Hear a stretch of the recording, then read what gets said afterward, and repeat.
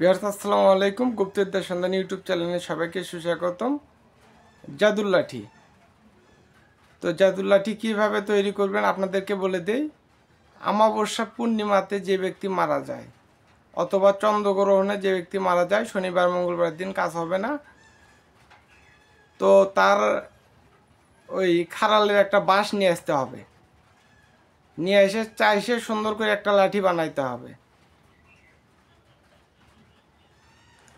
তো লাঠি বানানোর পর ওটা রোদে শুকাই নেবেন, নিয়ে দুধ দিয়ে ধুয়ে নেবেন, ধুয়ে নিয়ে সুন্দর করে একটা লাঠি বানাবেন। তো এটা হলো জাদুর লাঠি। এই লাঠি আপনার কাছে যতক্ষণ পর্যন্ত থাকবে আপনার শরীরে জাদু টোনা বান টান কোনো কিছুই কাজ করবে না। আপনার শরীর বন্ধ থাকবে এবং কেউ যদি আপনাকে বান মারে ওর কাছে অটোমেটিক ফিরে চলে যাবে। এবং এই জাদুর লাঠি দিয়ে বশীকরণ কাজ করতে পারেন। হ্যাঁ, তার আগে বলে দিই কবরটা জায়গায় নেবেন। বিসমিল্লাহ কটকট কঞ্জিকট উমুকের কবর চিন্তা কর 101 বার মন্ত্র পাঠ করে বাসটা নিয়ে আসবেন। নিয়ে আসার পর ওই লাঠি দিয়ে আপনারা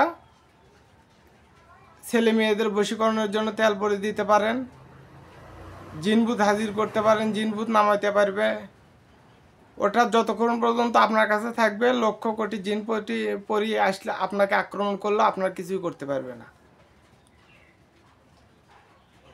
তো যা বলার বাইরে, যে কোনো মেয়েকে অনায়াসে নিয়ে আসতে পারবেন,